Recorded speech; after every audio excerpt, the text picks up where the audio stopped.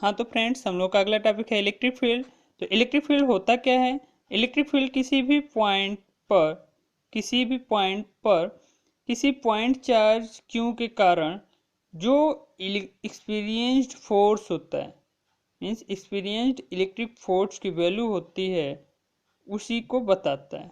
Means इस point पर किसी unit positive charge Q not पर कितना फोर्स इस चार्ज के कारण लग रहा है, वहीं इस पॉइंट पर इस चार्ज के कारण इलेक्ट्रिक फील्ड की वैल्यू को बताता है। Means E is equal to F by Q naught. तो एफ का वैल्यू जानते थे, Q1 Q2/R² समथिंग होता था। तो वहाँ Q1 की जगह हम लोग Q कर दिए और Q2 की जगह क्यू नॉट कर दिए। तो क्यू नॉट से क्यू नॉट कैंसिल हो जाएगा, ये हो जाएगा। तो ये जो इलेक्ट्रिक फील्ड होता है, यह एक वेक्टर क्वांटिटी होता है। यह हमेशा रेडियली इनवर्ड या रेडियली आउटवर्ड डायरेक्शन में डायरेक्टेड होता है, जहाँ आर जो है यहाँ पर डिस्टेंस दिया गया है उन दोनों पॉइंट्स के बीच में।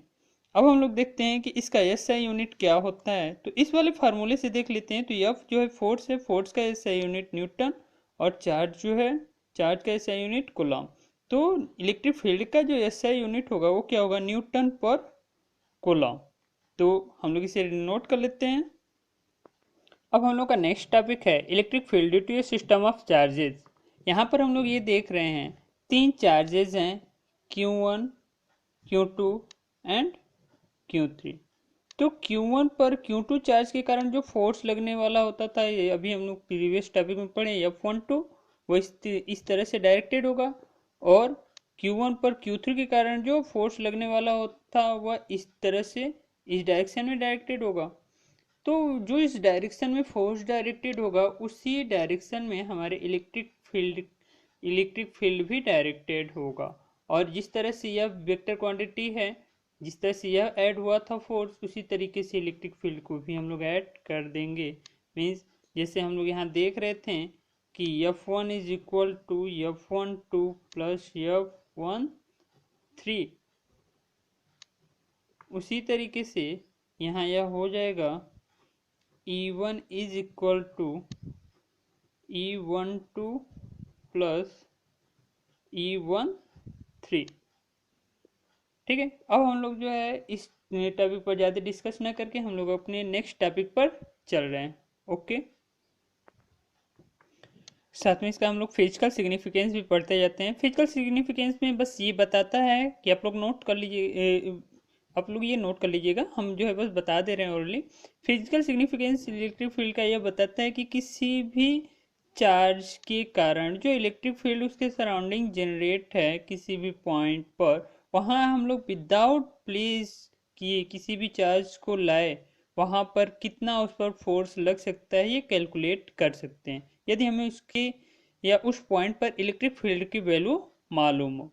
तो ये नोट कर लीजिएगा, बस इतना नोट हमें मालूम होना चाहिए कि ये करता है क्या, इलेक्ट्रिक फील्ड हमें बताता है क्या। इलेक्ट्रिक फील्ड हमें किसी भी चार्ज से किस डिस्टेंस पर कितना इलेक्ट्रिक फोर्स एक्सपीरियंस होगा उसके पहले प्री इंफॉर्मेशन दे देता है। ओके, हम लोग अब अपने next topic electric field lines पर बढ़ते हैं। Electric field lines, electric field lines होता क्या है? Electric field lines are thus a way of pictorial mapping the electric field around a configuration of charges. ये एक पिक्टोरियल मैपिंग होता है, इमेजिनरी लाइंस ड्रा किए जाते हैं जिसके द्वारा किसी भी चार्ज के अकॉर्डिंग जो इलेक्ट्रिक फील्ड का बिहेवियर कैसा होगा उसे यह शो करता है।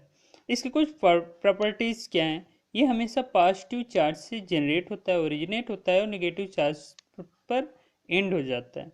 और ये जो है फ्री रीजन में कंटिन्यूस होता है, और ये कभी भी दो फील्ड लाइंस एक दूसरे को क्रॉस नहीं कर सकते या टच नहीं करते। क्यों?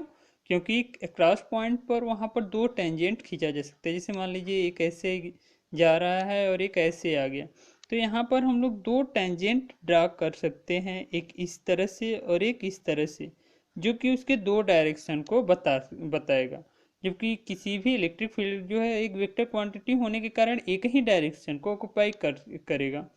तो इसलिए जो है ये कभी भी पॉसिबल नहीं है। और इलेक्ट्रोस्टैटिक फील्ड लाइन जो है कभी भी क्लोज्ड लूप नहीं बनाता। ये जो है हमेशा रेडियली आउटवर्ड होता है, ये हमेशा कभी भी क्लोज लूप नहीं बना सकता। ठीक है, अब हम लोगों का नेक्स्ट टॉपिक है इलेक्ट्रिक फ्लक्स। ठीक है, उसे हम लोग पढ़ लेते हैं। उसे पढ़ने से पहले हम लोग कुछ जो है चार्जेस के अकॉर्डिंग कैसे फील्ड लाइन ड्रा किया जा सकता है उसे हम लोग देख लेते हैं। ध्यान दीजिएगा, जैसे मान लेते हैं कि यहाँ पर यह जो है निगेटिव चार्ज है, तो निगेटिव चार्ज पर ही इलेक्ट्रिक फील्ड लाइन एंड होता है। एंड होने का मतलब है कि ये समथिंग इस तरह से निगेटिव चार्ज पर आएगा चारों तरफ से। पॉजिटिव चार्ज पर ये ओरिजिनेट होता है, मीन्स ये आउटवर्ड डायरेक्शन में जाएगा।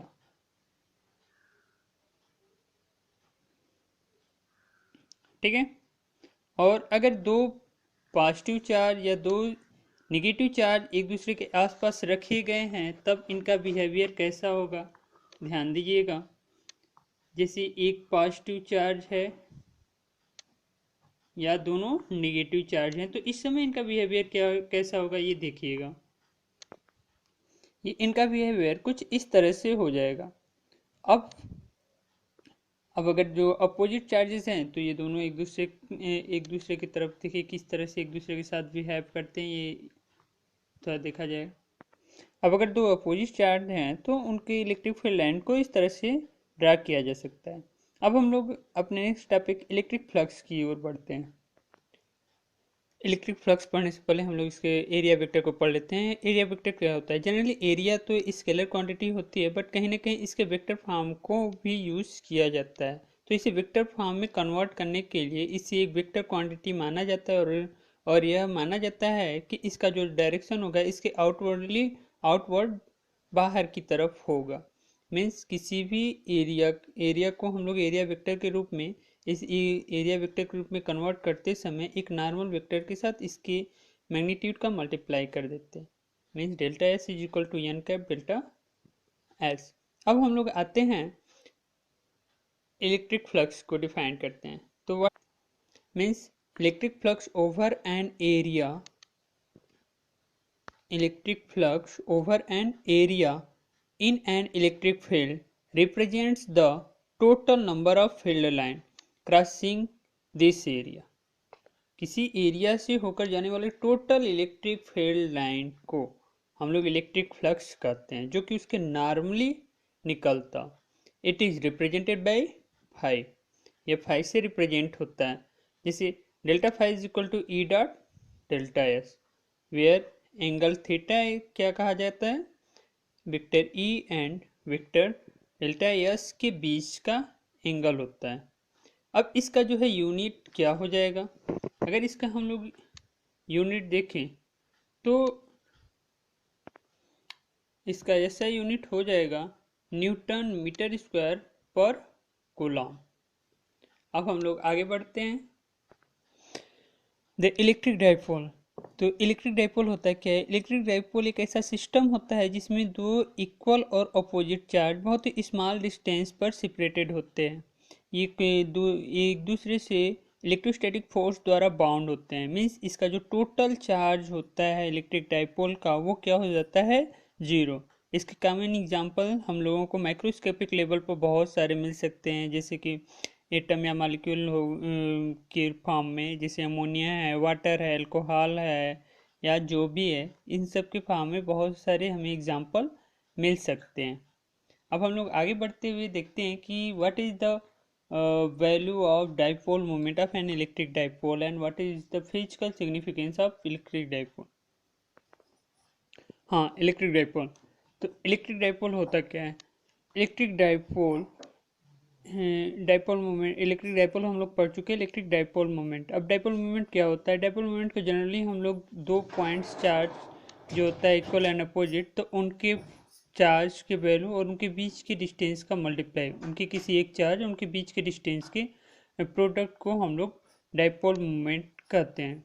अब ये क्या होता है? यह एक वेक्टर क्वांटिटी होता है, तो इसका जो डायरेक्शन होता है निगेटिव चार्ज से पॉजिटिव चार्ज की ओर होता है। इसका एसआई यूनिट कूलम मीटर होता है। इसका फिजिकल सिग्निफिकेंस ये होता है कि हम लोग जो है माइक्रोस्कोपिक लेवल पर चार्ज सिस्टम या सिस्टम ऑफ चार्ज के बारे में पढ़ते हैं, तो जिसके कारण हमें उसके बिहेवियर्स कैसा होगा, वो इलेक्ट्रिक और मैग्नेटिक फील्ड में किस तरह से बिहेव कर सकते हैं, इसके बारे में प्री इंफॉर्मेशन मिल सकता है।